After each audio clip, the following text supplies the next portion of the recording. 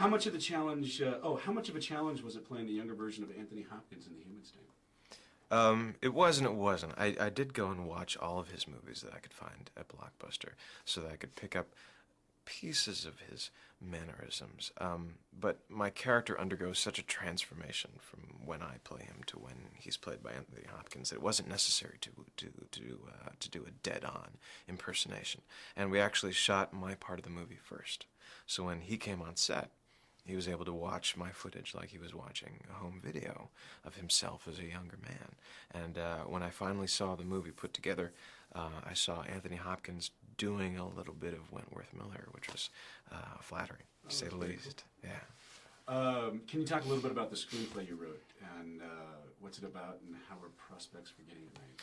I have never written a screenplay. It's just down here, I'm just reading. I have written a treatment, which is simply an outline for a screenplay. I'm not a writer, or at least I'm not a writer yet. I know that there's a science involved, and I haven't figured out quite how that science works. I'm looking to kind of piggyback onto someone else who is going to take my treatment, get excited about it, and turn it into a screenplay. It's gratifying that I'm able to turn my attention to these projects that are sort of self-generated, because it means that I'm now at that level of the business where it's not just about what parts are casting, but can I generate my own parts? Can I come up with my own stories that I want to tell and be a part of? And it's going to be an uphill battle. It's nothing that we're going to do immediately, but I've been meeting with some extraordinary writers and directors, people who've achieved real success in this business, and it's because of Prison Break. I mean, the show has opened up the doors that have allowed me access to these individuals. So the fact that I get down to sit and sit down and talk with Patty Jenkins, who was responsible for Monster, and hash out my little idea is a tremendous thing. How would you like to see it end for Michael and Lincoln? Well, that's a very good question. It's a complicated question as well, because I think there's every chance that Lincoln will be exonerated for the attempted murder of the vice president's brother, or whatever it was that they had put him behind bars for, because of course he's innocent, and once we bring down the government conspiracy, I think that kind of blanket pardon is probably a reality. However, Michael did in fact rob a bank, and they have in fact committed a number of crimes since leaving Fox River State Pen. So Michael would have to get a pardon too, or else he's looking at some very serious time behind bars. If they're wise, they wouldn't put him back at Fox River, since he'll still have the tattoo. But that remains to be seen. Will life always be complicated for the likes of Sarah and Michael? I think so. I hope so, for the sake of their relationship. I think it's for the best that we keep as many complications and obstacles between them as possible. I mean, these are two individuals whose connection is defined by why they can't get together. You'll never see them, I don't think, swinging in a hammock together somewhere, south of the border. I mean, that'd be great for a scene, but Sarah and I thrive on complexity and tension and, what's left unsaid in that moment. And we've worked hard to really grade the course of our relationship in small, incremental amounts. And a lot of people have asked, well, what about second season? When are these guys going to get together? And I said, well, it may take a little bit longer than you're hoping, because, first season there was 1,000 reasons why not. Now there are 100,000 reasons why not, up to and including Michael set in motion a chain of events that led to the murder of her father.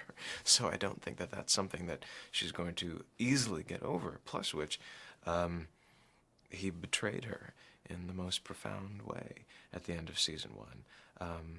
Sent her into a spiral that resulted in a potential overdose. Did not tell her that 6 other hardened criminals would be escaping along with himself and Lincoln. So Michael really has a lot to answer for.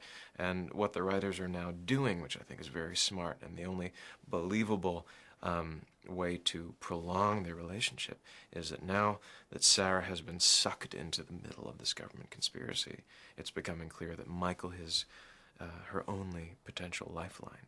So even though he's now the last person in the world that she thinks she could trust, she may have no choice, which is good news for me.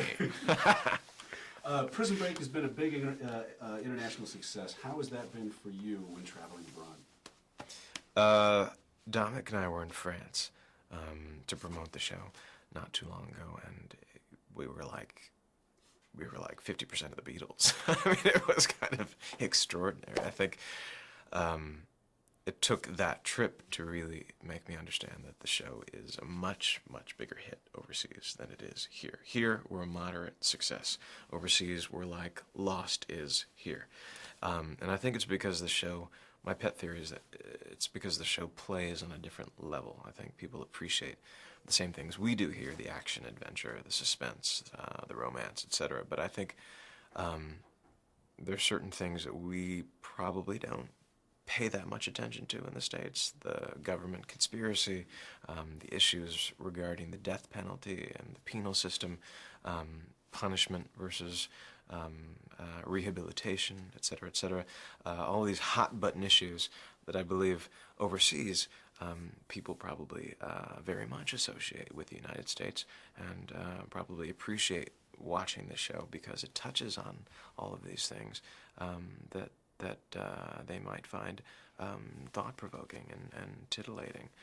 They might see it as, kind of juicy expose of everything that's, wrong with the States today. Whatever reason they have for tuning in, I'm grateful for it because on a personal level, we've now, fortunately or unfortunately, gotten to the point in the feature film world where the best actors for the roles are not getting cast.